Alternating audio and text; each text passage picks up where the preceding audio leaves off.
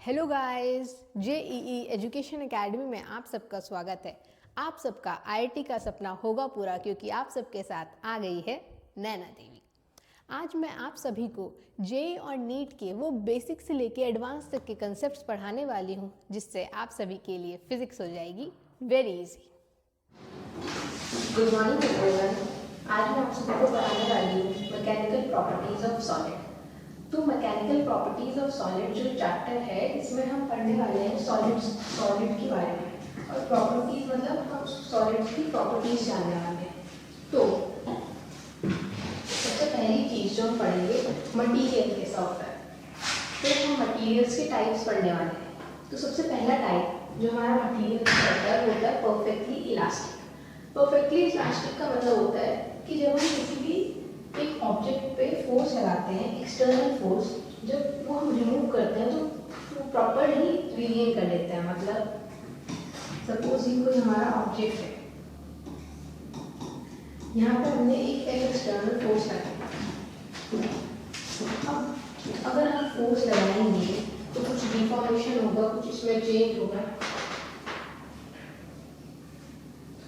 तो सपोज ये कुछ ऑब्जेक्ट ऐसा बन गया फोर्स लगाने के बाद। उसके बाद परफेक्टली इलास्टिक का मतलब होता है कि जब हमने फोर्स लगा के हमने फोर्स को रिमूव किया तो जो हमारा ऑब्जेक्ट था जो पहले जैसा था वो वैसे वापस हो गया।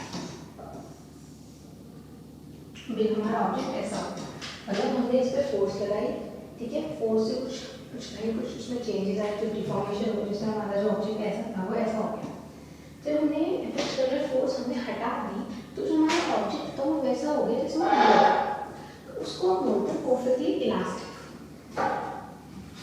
फिर दूसरी चीज हमारे पास आती है इनइलास्टिक। इनइलास्टिक मटीरियल मतलब कि भाई जो हमने पार्शियली रिगेन हुआ, मतलब जो हमने हमारा ऑब्जेक्ट ऐसे था, हमने यहाँ पे इस पे एक एक्सटर्नल फोर्स लगाई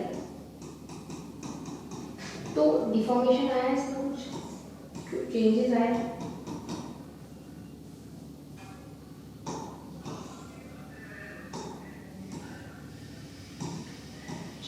इसमें, पर पूरी तरीके से रिगेन नहीं कर पाया, पर उसने थोड़ा सा रिगेन किया। मतलब जैसे हमारा ऑब्जेक्ट बाद में कुछ इस टाइप का कुछ बन गया,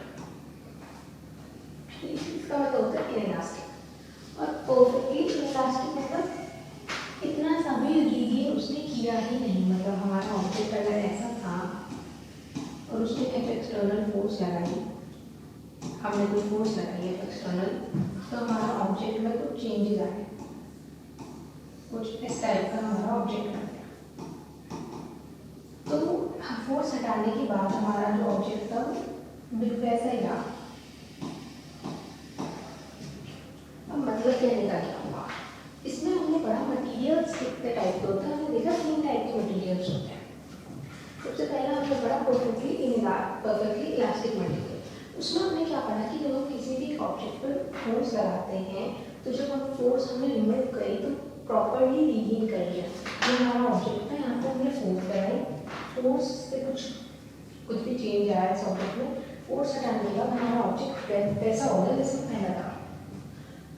इनइलास्टिक में हमने पढ़ा कि वो थोड़ा सा रिगेन किया, मतलब फोर्स लगाई, चेंज इसमें भी आया पर थोड़ा सा इसने रिगेन कर लिया। और परफेक्टली इनइलास्टिक में तो फोर्स लगा के जैसा हमारा ऑब्जेक्ट चेंज हुआ, फोर्स हटाने के बाद जो हमारा ऑब्जेक्ट था वो वैसा का वैसे ही था, बिल्कुल भी उसमें रिगेनिंग की प्रॉपर्टी जो लगती है वो आई ही नहीं। अब अगर हम एक चीज देखें इलास्टिसिटी, मतलब हम स्टील ज़्यादा इलास्टिक है रबर, हमें ऐसा लगता है कि रबर ज़्यादा इलास्टिक है, पर ऐसा नहीं होता, स्टील होती है। क्यों? रबर इलास्टिसिटी मतलब रिगेनिंग प्रॉपर्टी। हमने रबर पर फोर्स लगाई, रबर जल्दी से उसकी शेप चेंज हम कर सकते हैं, तो रबर में हमें कम फोर्स लगानी पड़ेगी, पर स्टील में हमें ज़्यादा लगानी पड़ेगी। पर मैंने बोला कि इलास्टिसिटी के बारे में हम बात कर रहे हैं, तो इलास्टिसिटी मतलब ये नहीं होता कि हम फोर्स लगा रहे हैं तो कितनी कम फोर्स में ऑब्जेक्ट जो है वो चेंज कर रहा है, ये इलास्टिसिटी नहीं होता। इलास्टिसिटी मतलब फोर्स लगाई हमने, फोर्स लगाने के बाद जो हमारा ऑब्जेक्ट था वो कितनी जल्दी वापस वैसा हो गया। तो रबर में ऐसा नहीं होता, स्टील में ऐसा होता है। हाँ, अगर हम देखें फोर्स के बारे में अगर हम देखेंगे, सबसे पहले होती है डीफॉर्मिंग फोर्स। डीफॉर्मिंग फोर्स का मतलब होता है कि जब हमें एक्सटर्नल फोर्स होती है, एक्सटर्नल फोर्स जो चेंज करती है किसी भी बॉडी पे, बॉडी का शेप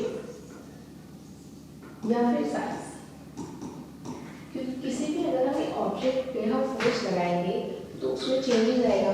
तो ये डीफॉर्मिंग फोर्स का मतलब कोई एक ऐसी एक्सटर्नल फोर्स लगा के हमने चेंज कर दिया जो हमारा कोई भी ऑब्जेक्ट जो था उसकी शेप या साइज है कुछ।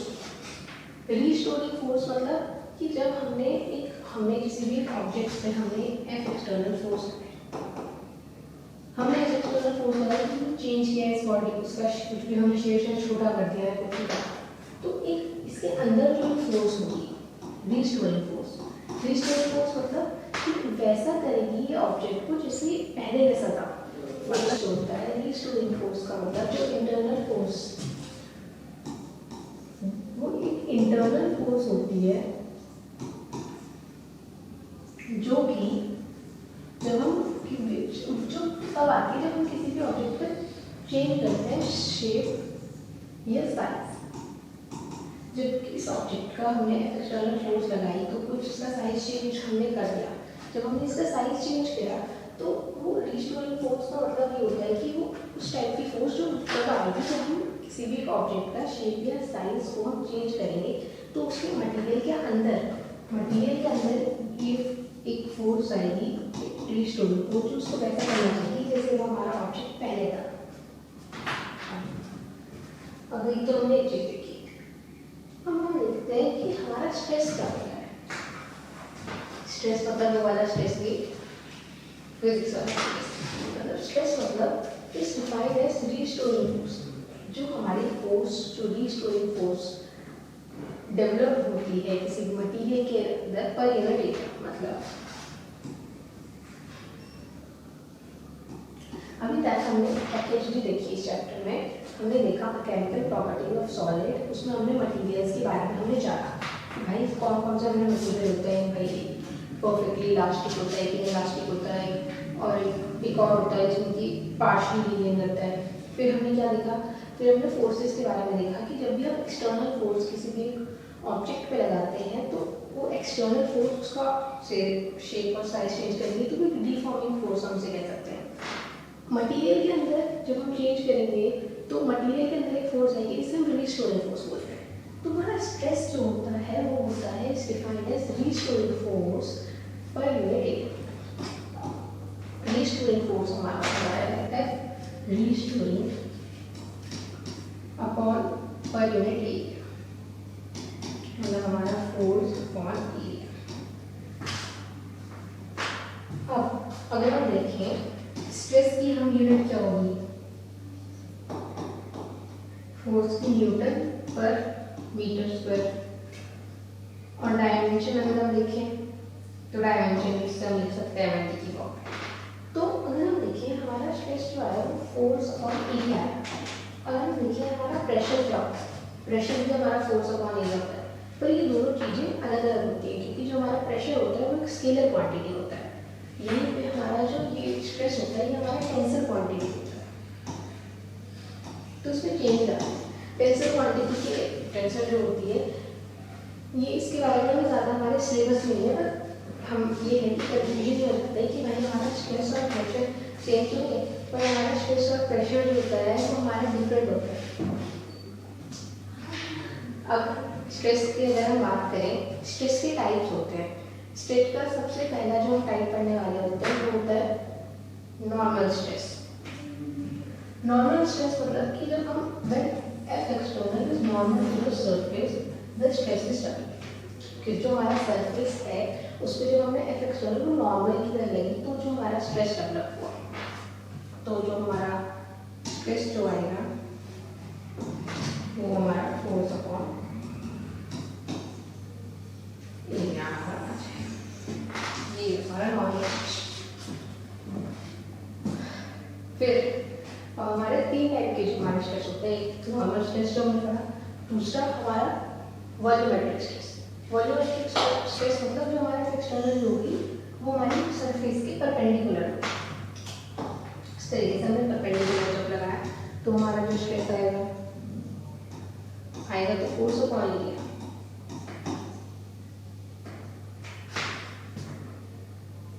मतलब वॉल्यूमेट्रिक स्ट्रेस मतलब हमारा जो सरफेस के वॉल्यूम को चेंज करेगा, जो हमारा उसकी इस ऑब्जेक्ट के वॉल्यूम को चेंज करेगा, तो उसमें जो हमारी एक्सटर्नल जो फोर्स आएगी वो हमारा क्या है, शियर स्ट्रेस। मतलब कि जब फोर्स होती है वो हमारी टेंजेंशियल लगेगी, मतलब हमारा ऐसा ऑब्जेक्ट है इसके टेंजेंशियल एक फोर्स लगेगी तो उसमें चेंजेस आएंगे, तो उसका जो हमारा स्ट्रेस का जो हमारा फॉर्मूला है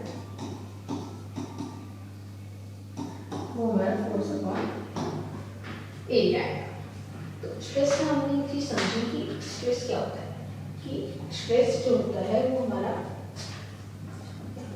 restoring force per unit area होता है। Stress F external upon area, इसकी हमने यूनिट देखी और हमने 3 टाइप के स्ट्रेस और पढ़ लिए, एक नॉर्मल स्ट्रेस, एक वॉल्यूमेट्रिक स्ट्रेस और एक टेंजेंशियल शियर स्ट्रेस।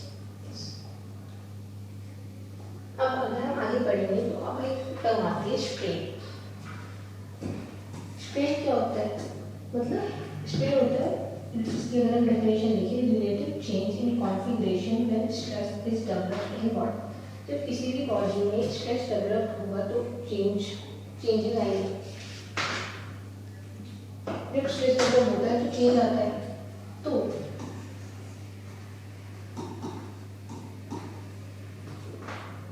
स्ट्रेन का जो मतलब होता है चेंज इन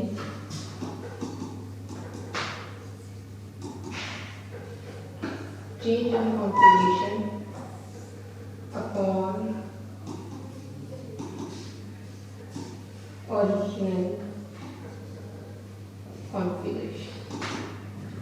मतलब कितना चेंज आया, ओरिजिनल कितना था, उसको हम बोलते हैं स्ट्रेन।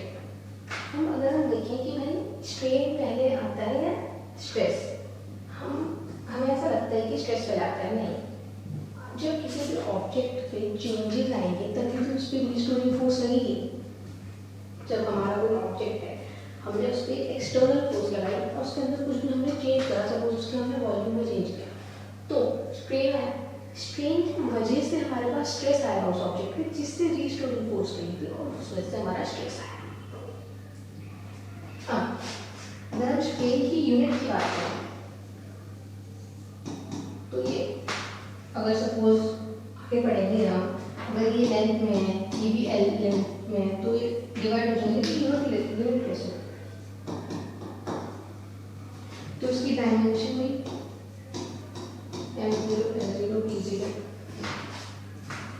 अब जैसे हमारे पास स्ट्रेस के 3 केस थे, वैसे हमारे पास स्ट्रेन के भी 3 केस आने वाले हैं, लॉन्गिट्यूडनल, वॉल्यूमेट्रिक और शियर। तो लॉन्गिट्यूडनल एक यहाँ पे गलत करके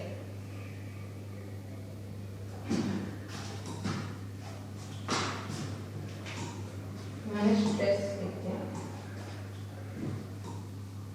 स्ट्रेन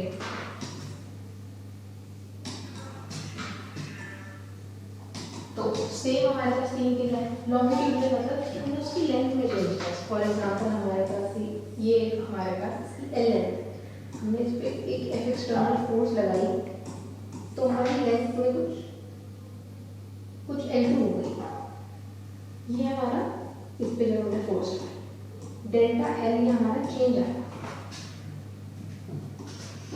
तो स्ट्रेन क्या होगा हमारा, कितना चेंज आया, डेल्टा L चेंज आया लेंथ में और ओरिजिनली L थे, तो लॉन्गिट्यूडनल स्ट्रेस स्ट्रेन हमारा ये होता है।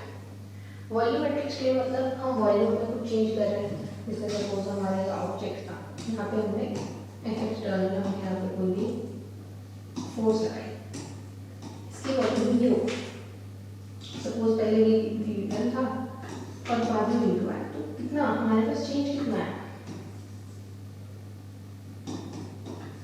डेल्टा में हमारे पास वॉल्यूम में चेंज आया होगा और ओरिजिनल थी हमारे पास V2। शीयर स्ट्रेस मतलब कि हमारा कोई भी ऑब्जेक्ट है हमारे पास ऐसे रखा हुआ, ठीक है, हमने कुछ भी इस पे टेंजेंशियली कुछ फोर्स आई तो कुछ ऐसे करके हमारा वो ऑब्जेक्ट ऐसा हो, फिगर थोड़ी हम अच्छी बनाए कि हमारा ऑब्जेक्ट कुछ ऐसा है, कुछ टेंजेंशियली कुछ फोर्स लगी तो हमारा ऐसा होगा, ठीक है। ये जो हमारा थीटा एंगल जो है इसी को हम शेयर स्ट्रेन बोलते हैं। ये अगर हमारा एच है ये एक्स है तो हमारा जो थीटा होगा स्मॉल एंगल्स की हम देखते हैं तो हमारा एक्स अपॉन एच होता है। तो लॉन्गिट्यूडिनल स्ट्रेन मतलब हमने लेंथ में चेंज किया कि भाई पहले एल थी, हमने फोर्स लगाई, कुछ L2 गई, डेल्टा एल का यहाँ पे हमारे पास चेंज आ गया, तो स्ट्रेन हमारा कितना है delta L upon L. Strain क्या होता है कि कितना चेंज आया अपॉन ओरिजिनल, तो चेंज कितना हमने देखा डेल्टा एल का चेंज आया, पर ओरिजिनल कितना था, ओरिजिनल एल था। सेम वॉल्यूम में चेंज आया और शेयर स्ट्रेस मतलब यहाँ पर स्ट्रेन रेशियो हमारा चेंज आया। तो हमने स्ट्रेन की तीन टाइप पढ़ ली, हमने स्ट्रेस की तीन टाइप पढ़ ली। अब अगर हम देखें कि भाई इन दोनों में कुछ रिलेशन हो सकता है, इसलिए एक एक्सपेरिमेंट हुआ, वहां से हमारे पास आया हुक्स लॉ। हुक्स लॉ मतलब प्रोपोर्शनल होता है स्ट्रेन के। तो अगर हम इस प्रोपोर्शनलिटी को हटाएं और यहाँ पे हमने कोई कांस्टेंट दिया कि, तो ये जो मॉड्यूलस, तो ये हमारा होता है मॉड्यूलस ऑफ इलास्टिसिटी।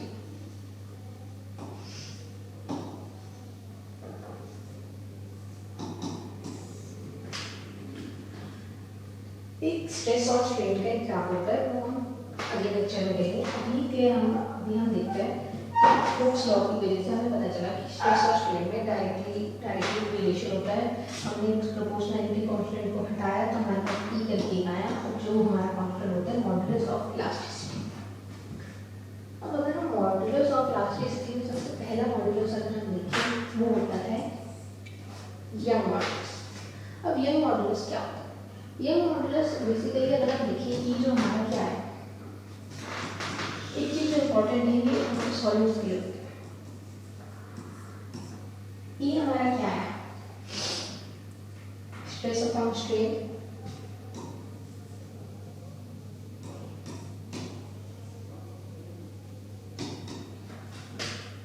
अब स्ट्रेस का अगर हम देखिए force upon area upon strain में अगर हम लॉन्गिट्यूडिनल वाला देखें, ये मॉड्यूलस में वही आता है, वो क्या होता है डेल्टा एल अपॉन एल। तो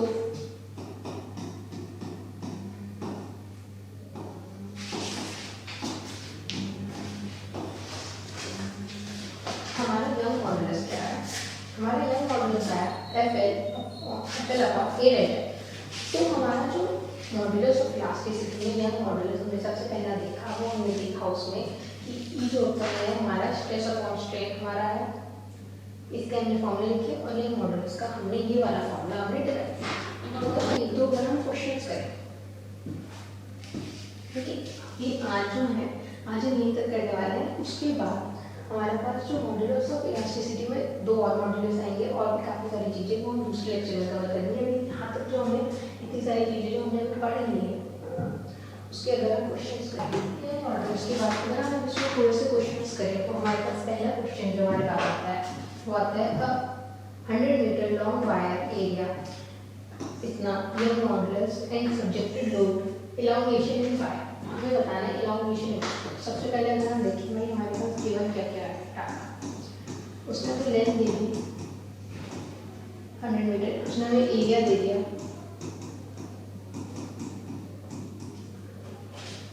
उसने हमको यंग मॉड्यूलस दिया और उसने हमारे पास फोर्स दिया। तो ये तो बहुत इजी है। हमसे पूछा क्या है इलांगेशन इन वायर, इलांगेशन इन वायर हमसे डेल्टा एल उसने हमसे पूछा है। तो अगर हम देखें हमने जो फॉर्मूला पढ़ा हमने क्या पढ़ा, young modulus is F L upon A delta L. तो डेल्टा है हमारे पास कितना आएगा, भूल तो लिखा हुआ है और बाकी चीज़ें हमें गिवन है तो हमें सिंपली बस वैल्यूज पुट करनी है। तो delta is equal force, force कितनी है हमारे पास 250, length 100 upon young modulus 10 to the power 10 into area 6.25 into 10 to the power -4। ठीक है, अगर हम इस -4 को हम ऊपर ले जा रहे हैं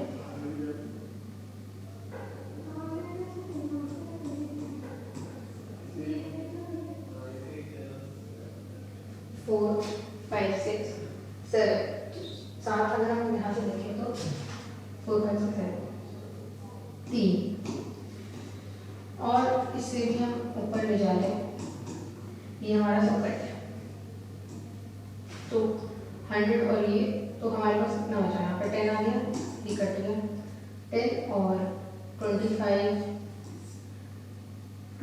सब और 25 को देखिए 0.04 upon 10 4 into 10 to the power। ठीक है, तो अगर आप दूसरा क्वेश्चन देखें, under the same load wire a having length 5 metre and cross section area that stretched uniformly by same amount as another wire of length 6 centimetre 6 metre cross section area is the ratio of Young modulus का हमसे ratio पूछा है a by b का। तो अगर हम देखें Young modulus is equals to under the same load, under the same load का मतलब है कि हमारे पास जो हमारी फोर्स है वो सेम है और स्ट्रेच यूनिफॉर्मली मतलब हमारे पास जो डेल्टा है वो भी हमारे पास है एफ अपॉन ए डेल्टा है, ये हम ए का देखें और बी का एफ अपॉन ए डेल्टा है। फोर्स और डेल्टा सेम है तो L of L1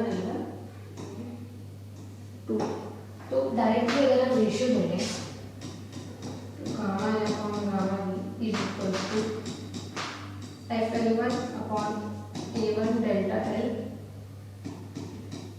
into FL2 into A2 delta. तो डेल्टा है तो डेल्टा कैंसिल, फोर्स से फोर्स तो हमारे पास बचा क्या L1 A2 upon A1 L। Simply हम वैल्यू जिसकी दी हुई है, एक ही हमारे पास कितना है लेंथ, एक ही लेंथ L1 5 मीटर और एरिया दूसरे का A2 B का जो मैंने यहाँ पे लिखा है वो हमारे पास 3 into 10 to the power 5। A1 हमारे पास कितना एरिया रखा है ये 2.5 into 10 to the power 5 into length of, अगर हम देखें 10 to the power 5 ये तो डायरेक्टली करते हैं 50 2 और 3 यहाँ पे ये भी कर लिया। तो बेसिकली हमारे पास जो रेशियो हमारे पास निकल गया है वो हमारे पास निकल गया है 1 रेशियो। ये दोनों ही जे के क्वेश्चन थे। तो अगर आप देखें आज हमने पूरा क्या पढ़ा,